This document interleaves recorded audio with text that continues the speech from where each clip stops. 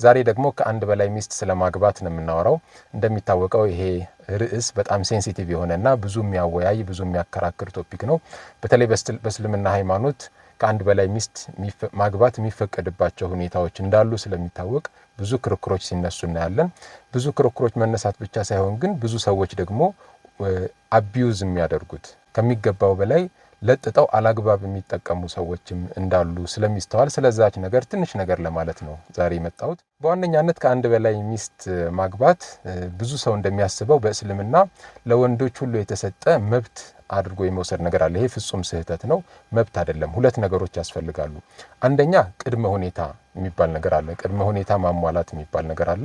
የተለያዩ ቅድመ ሁኔታዎች አሉ። ይሄ በጣም በስፋት የሚታወቅ ስለሆነ ብዙም ስለዚህ ጉዳይ አላወራም። ቅድመ ሁኔታውን ስላሟላ ብቻ ሳይሆን ደግሞ ብዙ የእስልምና ምሁራን እንደሚጠቅሱት ምክንያት ያስፈልጋል ማለት ነው። ስለዚህ it has to be justified ማለት ነው። ቢያንስ አንድ 4 ምክንያቶች በጣም ኮመንሊ የሚያግባቡ ምክንያቶች አሉ። እነዚህ 4 ምክንያቶች ምንድናቸው? ለምሳሌ አንደኛው ምክንያት ተደርጎ የሚወሰደው ባለቤቱ በህመም ላይ ያለችበት ወንድ የማይድን ህመም ወይም ክሮኒክ ኢልነስ ያላት ከሆነ ያልጋ ቁራኛ ባለቤት ያለችው ከሆነ ከዛች ሚስቱ ጋር ኖርማል የሆነ ጾታዊ ግንኙነት መቀጠል እንደሚያስቸግር ይታወቃል ማለት ነው። እና ምንም አይነት ጾታዊ ግንኙነት መቀጠል ባይችል እንኳን የሚፈጠረው ምንድነው? ወደ መፋታት ከማምራት ይልቅ ሚስቱን እንደ ሚስት እየተንከባከበ መቀጠል አለበት። ወንድና ሴት እንግዲህ በተፈጥሯቸው የሚለያዩባቸው አንዱ ነገር ምንድነው? ወንድ ልጅ በቀላሉ ሴክሹዋል ዲዛየሩ could be turned on ማለት ነው። ስለዚህ መጥቶ ባለቤት ካለችው ከባለቤቱ ጋር በሐላል መንገድ ህጋዊ በሆነ መንገድ ሴክሹዋል ዲዛይሩ ሊወጣ ይችላል ማለት ነው። ነገር ግን ያ ኦፖርቹኒቲ አይኖረውም። ክሮኒክ ኢልነስ ያላት ሚስት ካለችው ሚስቱ ያልጋ ቁራኛ ናት። ምንም አይነት ግንኙነት ፍላጎት አይኖራትም። ስለዚህ ያለው ሁለት አማራጭ ብቻ ነው። አንድ ከዚች ሴት ጋር መፋታት ነው ያለበት። ሁለተኛው አማራጭ ደግሞ ዝሙት መፈጸም ነው ሄዶ ማለት ነው። ወይም ውሽማ መያዝ ምናምን ነው የሚሆነው ማለት ነው። ስለዚህ እስልምና ለእንደዚህ አይነት ችግር መፍትሄ የማቅረብ ነገር ነው። አንዱ ምክንያት ተደርጎ የሚወሰደው ይሄ ነው ማለት ነው። ሁለተኛው ደግሞ ኢንፈርቲሊቲ ነው፣ የመውለድ ችግር።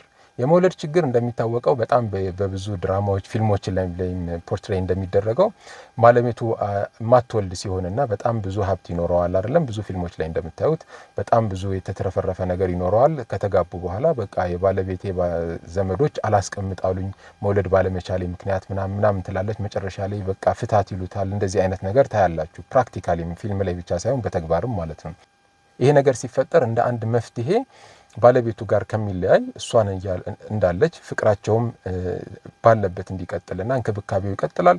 ነገር ግን ሌላ ሁለተኛ ሚስት አግብቶ በተመሳሳይ ቅድመ ሁኔታውን የሚያሟላ ከሆነ ሁለተኛ ሚስት አግብቶ እቺኛዋም አትበደልም፣ ሁለት አብረው ይኖራሉ ማለት ነው። አይ በጉዲፈቻ ሌላ ልጅ ይዘን አዶፕት አድርገን መኖር እንፈልጋለን ብለው ከተስማሙ ዛትስ ጉድ። ግን የማይፈልግ ሰው ሲኖር እንደዚህ አይነት አማራጭ አልቀበልም የሚል ወንድ ሲኖር በቃ መፍታት ብቻ ነው ያለ አማራጭ ከምንለው ሁለተኛ አማራጭ ይኖረዋል ማለት ነው። ሶስተኛው ምክንያት ተደርጎ የሚወሰደው ሶሻል ሪስፖንሲቢሊቲ ወይም ማህበራዊ ኃላፊነትን ከመወጣት አንጻር ነው።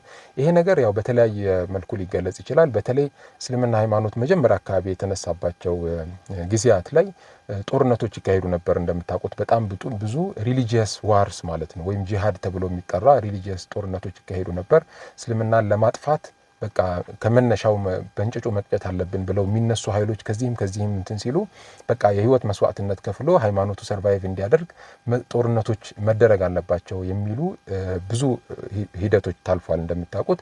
በእነዛ ሂደቶች ግን በእስልምና ሃይማኖት ሴት ልጅ እንደ ወንድ ታጥቃ ጦርነት ውስጥ ቀጥታ ሄዳ አትካፈልም። ከውጭና ሰፖርት ታደርጋለች እንጂ ሴት ልጅ ከባህሪዋ አንጻር ቀጥታ ጦርነት ውስጥ እንድትጋፈጥ አይደረግም ማለት ነው። በዛ ምክንያት 200,000 ሰው 300,000 ሰው የሚያልቅባቸው በጣም ከፍተኛ ቁጥር ያለው ህዝብ የሚሞትባቸው ጦርነቶች ይካሄዱ ነበር። ከነዛ ውስጥ ምናልባት እስከ 90% የሚደርሱት ወይም ከዛ በላይ ወንዶች ናቸው የሚሞቱት።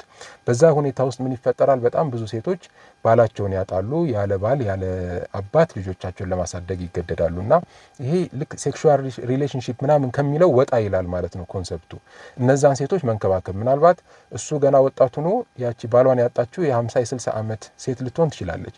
ሶሻል ሪስፖንሲቢሊቲን ከመወጣት አንጻር ይዘሃት መንከባከብና ልጆቿን እንደ ልጅህ ተንከባክበህ ማኖር አለብህ። ኢኮኖሚካሊ መደገፍ ብቻ ሳይሆን ኢሞሽናል ሰፖርት የሚባል ነገር አለ። አብሮ የባልና የሚስት ህይወትን መኖር መብት አላት ያቺ ያንን ፓርቷን ልትደግፍላት ይገባል የሚል ኮንሰፕት ነበረ ማለት ነው። እና ያ ኮንሰፕት አሁንም በተለያየ አሁን ስቲል ሶሻል ሪስፖንሲቢሊቲን ከመወጣት አንጻር በዘመናችን እንዴት ኢንተርፕሬት ይደረጋል የሚለው በጣም ብዙ እሳቤዎች አሉ። እሱ ውስጥ አሁን በጣም በሰፊው አልገባም።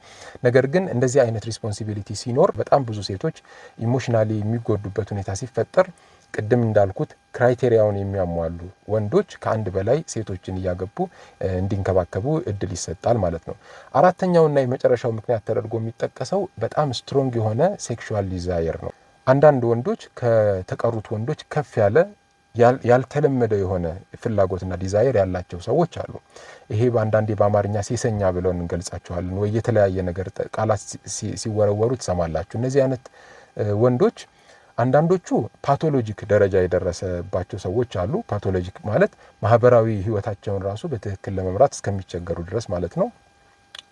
ብዙ ግን እንደዛ ሳይሆን እነዚህ በጣም ሴሰኛ ብለን የምንጠቅሳቸው በሳይንሱ የሚታወቀው ሰውነታቸው ውስጥ ያለው የቴስቴስትሮን መጠን ሆርሞን መጠን ከፍ ያለ ሲሆን ወይም ደግሞ ኖርማል ቴስቴስትሮን መጠን ኑሯቸው የአንድሮጅን ሪሴፕተር የሚባለው ሰውነታችን ውስጥ ያለው ወይም ያ ቴስቴስትሮን ስራውን እንዲሰራ የሚያደርጉት ሪሴፕተሮች መጠን ከፍ ያለ ሲሆን ከሌላው ወንድ በተለየ ሁኔታ ከፍተኛ የሴክሹዋል ዲዛየር ይኖራቸዋል ወይም ደግሞ ጾታዊ ተራክቦ የማድረግ ከፍተኛ ፍላጎት ይኖራቸዋል።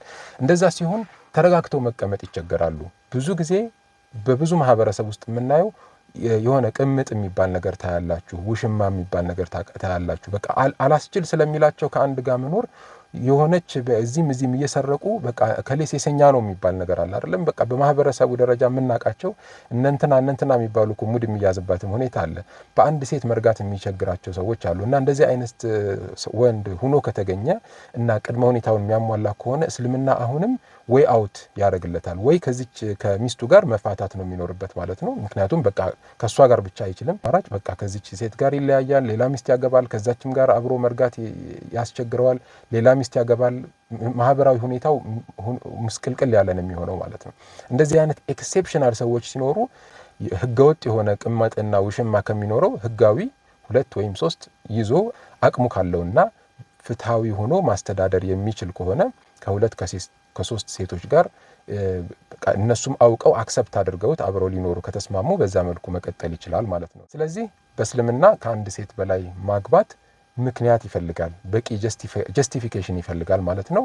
ብዙ ጊዜ ወንዶች አቢዩዝ እንደሚያደርጉት ወንድ ስለሆነ ብቻ መብት ያለው እየመሰለው ሚስቱን እየበደለ ሌላ ሚስት በላይዋ ላይ ልክ ለበቀል በሚመስል መልኩ ማለት ነው ከሚስቱ ጋር ሲጣሉ እንደውም ሌላ ሚስት ነው ማገባብሽ ብሎ ሄዶ የማግባት እንደዚህ አይነት ከእስልምና አስተምህሮት ውጭ የሆነ ፕራክቲስ የሚያደርጉና ህጉን አቢዩዝ የሚያደርጉ ሰዎች የመኖራቸውን ያህል ከእስልምና ውጭ የሆነው ማህበረሰብ ደግሞ ህጉ ከምን አንጻር ነው የተፈቀደው የሚለውንም አንደርስታንድ የማድረግ ክፍተት እንዳለ ፊል ስላደረኩኝ ነው ዛሬ እነዚህ ነገሮች ለመጥቀስ የመጣሁት ማለት ነው።